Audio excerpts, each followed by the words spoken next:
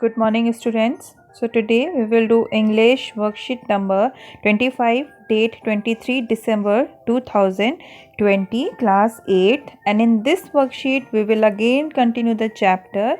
This is Jody's phone. तो यहाँ पर हम इस चैप्टर की कहानी आगे पढ़ेंगे. ओके, सो पार्ट ए दिया हुआ है. Answer the following questions.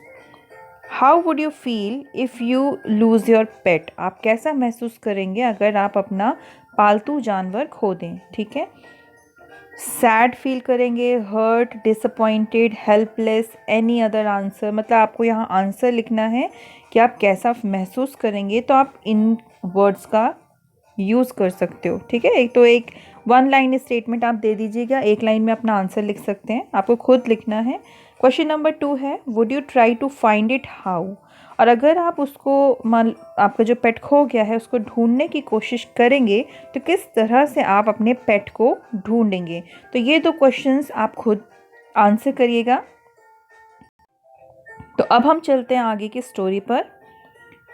Part B में हमें एक्सट्रैक्ट दिया हुआ है, ये पैसेज दिया है लेसन से.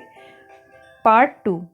ओके, तो हमने पिछली वर्कशीट में पढ़ा था कि जोडी और मिलविल ये दोनों जंगल जाते हैं उस नन्हे फॉन को ढूंढने के लिए, जो फॉन जिसकी मदर को मार दिया गया था जोडी के फादर को बचाने के लिए. ओके, अब मिलविल और जो जोडी है ये दोनों जंगल में हैं. Jody gave himself over to thoughts of the fawn. Jody जो है वो फॉन के बारे में सोच रहा है. घोड़े पर बैठा है मिलविल के पीछे और वो सिर्फ किसके बारे में सोच रहा है? फॉन के बारे में सोच रहा है. दे पास्ट द अबंडेंट क्लियरिंग.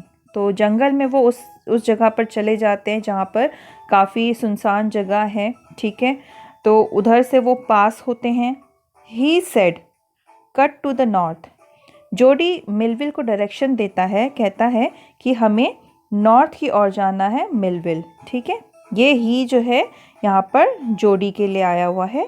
जोडी मिलविल से कहता है कि नॉर्थ की ओर चलो, नॉर्थ दिशा की ओर चलो, उत्तर दिशा की ओर. It was up here that pa got bitten by the snake. कहता है कि यही वो जगह है जहाँ पर पिताजी को स्नेक ने काटा था, रैटल स्नेक ने. एंड किल द डो, और उस हिरनी को मारा था. And I saw the fawn, और कहता है कि मैंने उस बच्चे को यहीं पर देखा था. ठीक है. Suddenly Jody was unwilling to have Millwheel with him. अब देखिए हुआ क्या, मिलविल जोडी के साथ था लेकिन जोडी जो था वो नहीं चाहता था कि मिलविल उसके साथ आगे जाए. क्यों नहीं चाहता था? If the fawn was dead और कुड नॉट बी फाउंड. अब ये सारी बातें जोडी अपने दिमाग में सोच रहा है कि अगर फॉन जो है वो नन्हा बच्चा हिरन का नहीं मिला, मरा हुआ पाया गया या वो नहीं मिलता है, he could not have his disappointment seen. तो वो अपना दुख, जोडी अपना दुख मिलविल के सामने दिखाना नहीं चाहता था. तो वो सोचता है जोडी कि मिलविल वापस चला जाए तो अच्छा ही है, क्योंकि अगर फॉन नहीं मिला तो जो दुख होगा, यानी हो सकता था कि जोडी रोने लगता, तो वो नहीं चाहता था कि मिलविल उसको इस तरह से देखे. ठीक है. And if the fawn was there, और अगर पॉसिबिलिटी ये हुई कि फॉन मिल जाता है, the meeting would be so lovely.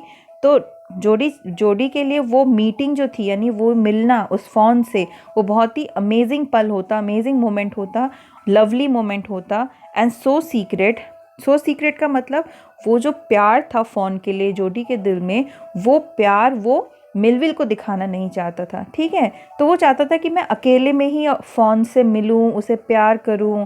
ठीक है. तो मिलविल का साथ जोडी नहीं चाहता था उस वक्त. ना वो उसे अपना दुख दिखाना चाहता था और ना ही वो अपनी खुशी मिलविल को दिखाना चाहता था. ठीक है. तो ये बहुत ही इम्पॉर्टेंट है लाइन्स. ये क्वेश्चन आ सकता है इसके ऊपर आपके एग्ज़ाम में. So secret that he could not endure to share it. बस जोडी ये चाहता था कि वो मिलविल से ना तो अपना दुख शेयर करे, ना ही वो अपनी खुशी शेयर करे.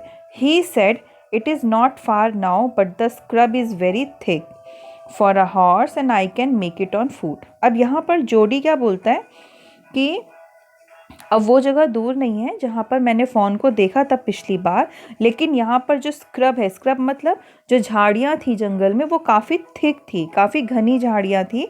इसकी वजह से उसने डिसाइड किया कि घोड़ा तो आगे जा नहीं पाएगा क्योंकि जंगल काफ़ी घना होता जा रहा था आगे।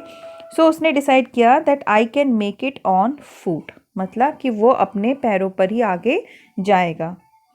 But I am afraid to leave you boy, Millwheel कहता है कि नहीं, मुझे डर है, मैं तुम्हें ऐसे अकेले जंगल में नहीं छोड़ सकता हूँ। सपोज यू गॉट लॉस्ट और got bitten by the snake too, Millwheel को ये डर होता है कि कहीं ये खो ना जाए जंगल में या फिर इसको भी सांप ना काट ले। Okay, I will take care, it might be take me a long time to find the fawn. पर जोडी जो है वो उसको विश्वास दिलाता है मिलविल को कि तुम मेरी चिंता मत करो, मैं अपना ख्याल रख लूँगा। I will take care and it might take me a long time, और मुझे थोड़ा टाइम लगेगा फ़ोन को ढूंढने में। If he is wandered, wandered का मतलब होता है भटक जाना। तो जोडी कहता है कि अगर फ़ोन जो है वो भटक गया होगा तो उसको ढूंढने में मुझे समय लगेगा। Leave me of right here, तो मिलविल को वो कह देता है कि तुम यहीं रुको, मैं आगे जा रहा हूँ। All right but you take it easy now, Millwheel भी उसकी बातों को मान लेता है। कहता है ठीक है, लेकिन अपना ध्यान रखना। You know north here and east, वो मिलविल जो था वो जोडी को कहता है कि तुम्हें पता है ना कि नॉर्थ डायरेक्शन किस ओर है और ईस्ट कहाँ है। ठीक है, क्योंकि जंगल जा रहा है तो जंगल में उसे पता होना चाहिए कि वो किस डायरेक्शन में जा रहा है ताकि वो खुद ना भटक जाए। There and there that tall pine makes a bearing, मतलब क्या है इसका कि उसने कहा जोडी ने कि हाँ मुझे पता है नॉर्थ डायरेक्शन कहाँ है और ईस्ट डायरेक्शन कहाँ है। जो ये ऊंची पाइन ट्री है, जो ये लंबी सी पाइन ट्री दिख रही है, जो दिख रहा है पेड़, वो ही मेरे लिए एक डायरेक्शन की नीडल की तरह काम करेगा। ठीक है, तो जो कंपास होता है उसका जो नीडल होता है वो नॉर्थ डायरेक्शन की ओर हमेशा दिखता है। तो कहने लगा मैं इस पेड़ से ही अंदाज़ा लगा लूँगा कि नॉर्थ डायरेक्शन किस ओर है। So long Millville, I am obliged. ठीक है, तो वो मिलविल को फिर बोलता है कि मैं बहुत ही ज़्यादा ध्यान रखूँगा अपना और तुम मेरी चिंता मत करो। इस तरीके से वो पूरा कन्विंस कर देता है मिलविल को। He waited for the sound of the hooves to and then cut to the right, वो सुनता है, कुछ साउंड सुनता है, पैरों की कुछ आवाज़ें सुनता है और वो राइट डायरेक्शन की ओर चला जाता है। ठीक है, अब हमने ये पैराग्राफ पढ़ लिया है। यहाँ पर कुछ क्वेश्चन आंसर दिए हैं पार्ट सी में। Fill in the following blanks using the hints below, और आप देख सकते हैं यहाँ पर ये ऑप्शंस दिए हैं। ठीक है, हम इन्हीं को फिल करेंगे। पहला है A, name the two characters in the above extract, पूछ रहा है जो अभी हमने पैसेज पढ़ा है उसमें कौन से दो कैरेक्टर हैं जिनके बारे में बात की जा रही है, उनका हमें नाम लिखना है। तो एक तो है जोडी और दूसरा मिलविल। ठीक है, तो ए में आप लिख दीजिएगा यहाँ पर जोडी और सेकंड में आप लिख देंगे मिलविल, स्पेलिंग मिस्टेक नहीं होनी चाहिए।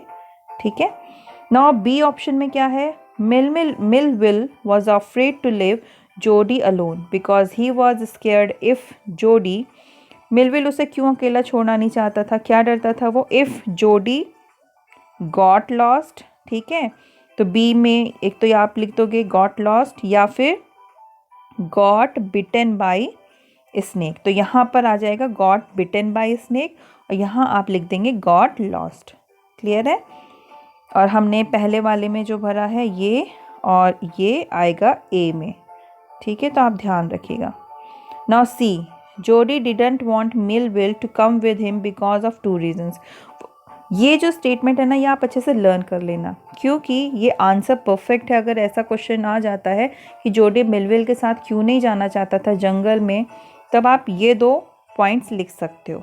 ठीक है, देखिए सी में क्या कह रहा है, इफ़ द फॉन वॉज, यहाँ आ जाएगा डेड, अगर फॉन मर गया होगा, ठीक है, मरा हुआ मिला, और could not B find, he could not have his disappointment, तो यहाँ पे क्या आ जाएगा सी के फर्स्ट में डिसअपॉइंटमेंट। ठीक है, तो यहाँ पर आप डिसअपॉइंटमेंट लिख दीजिएगा, स्पेलिंग मिस्टेक नहीं होनी चाहिए आपकी। ओके, देन सेकेंड में अब यहाँ क्या भरेंगे, इफ़ द फॉन, यहाँ पे आ जाएगा fawn was there the meeting would be so lovely.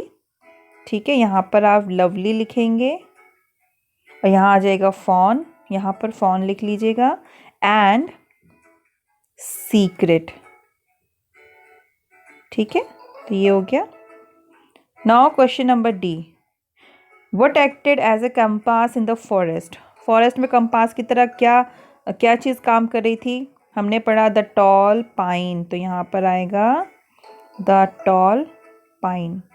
ठीक है, E, find a word from the above extract which means not wanting to do something. हमें पैराग्राफ से, उस पैसेज से एक ऐसा वर्ड ढूंढना है जिससे ये पता चले कि कुछ ना करने की इच्छा। ठीक है, तो ऐसा वर्ड ढूंढना जिसकी मीनिंग ये हो, not wanting to do something, तो वो है अनविलिंग। तो आप क्या लिखोगे, फिफ्थ ई में अनविलिंग आएगा। क्लियर है?